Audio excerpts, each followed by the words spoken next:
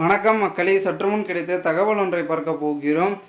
அதாவது செங்கோட்டையன் அவர்கள் பதவியை ஏற்கிறாரா? திடீர் தகவல். இந்த ஒரு தகவலை பற்றி தான் நாம் பார்க்க போகிறோம். தகவலை பார்ப்பதற்கு முன்னதாக நீங்கள் நம்மளுடைய சேனலுக்கு புதிய பார்வையாளர்களாக இருந்தீங்கன்னா மறக்காமல் நம்மளுடைய சேனலை சப்ஸ்கிரைப் செய்து வைத்துக் கொள்ளுங்கள் மக்களே. தற்சமயம் வரைக்கும் பெரும் விதத்தில் இருக்கக்கூடிய அனைத்து இந்திய அண்ணா திராவிட முன்னேற்ற கழகத்தின் தலைமையிலான அரசாங்கம் பெரும் விதத்தில் செயல்பட்டு கொண்டிருக்கிறது. ஆனால் எடப்பாடி பழனிசாமி அவர்கள் ஒரு பொதுச் செயலாளர் ஆனது பிறகு அவருக்கு முக்கியத்துவம் என்பது அதிகமாக நம்மளுடைய அதிமுகவில் கொடுக்கப்பட்டு கொண்டிருக்கிறது தொடர்ந்து அப்படின்னு பார்க்கப்படுகிறது. அதிலும் குறிப்பாக சொல்ல வேண்டும் என்றால் என்னவென்றால், அதாவது பெரும் விதத்தில் இருக்கக்கூடிய ஒரு வழக்கு, ஓகேங்களா? என்ன வழக்கு என்றால் முக்கியமான ஒரு வழக்கு, பெரும் விதத்தில் இருக்கக்கூடிய வழக்கு, ஓகேங்களா? அதிமுக வழக்கு. அதுலேயும் கொஞ்சம் இழுபறி இருக்கிறது. ஆனால் நம்மளுடைய பன்னீர்செல்வம் அவர்களும் பார்த்திங்கன்னா அதிமுகவில் இருந்த பொழுது நம்மளுடைய எடப்பாடி இருக்கும் போது பார்த்திங்கன்னா ஓரளவுக்கு ஆதரவாக அதிமுக கொஞ்சம் நல்லா போயிட்டு இருந்துச்சு.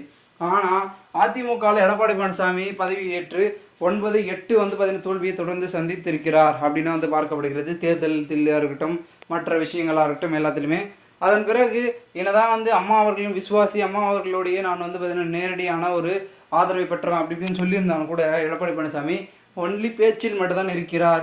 அதாவது பேச்சில் புலியாக இருந்து செயலில் எலியாக மாறிக்கொண்டிருக்கக்கூடியவர் தான் எடப்பாடி பழனிசாமி அப்படின்னு பார்த்தீங்கன்னா விமர்சனங்களையும் அடுக்கடுக்கான நம்மளுடைய ஓபிஎஸ்ஸின் தரப்பினர்கள் வைத்திலிங்கம் அவர்கள் குறிப்பிட்டிருக்கிறார்.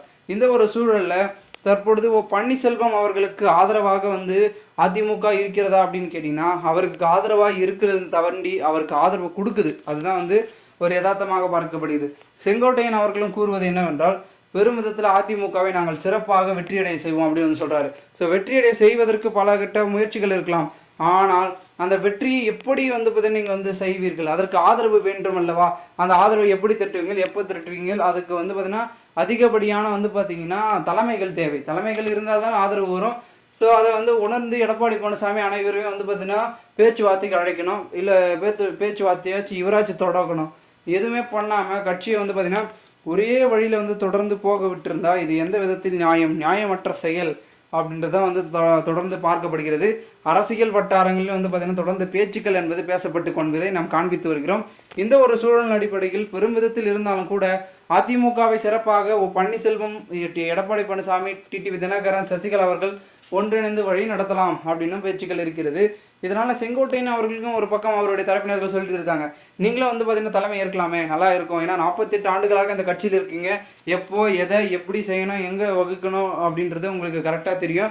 அதனால் நீங்களும் தலைமை ஏற்கலாமே அப்படின்னு அவர்களுடைய ஆதரவாளர்கள் சொல்ல, இல்லை எடப்பாடி பழனிசாமி செய்யட்டும், ஆனால் அவருக்கு உறுதுணையாக நின்றாலே போதும், அவங்க சொல்கிறத அவர் செஞ்சாலே அவர் கரெக்டாக வெற்றி பெற்றலாம் அப்படின்ற மாதிரி தான் அவருடைய மைண்ட் வாய்ஸ் இருக்கிறதாகவும் கூறப்படுகிறது.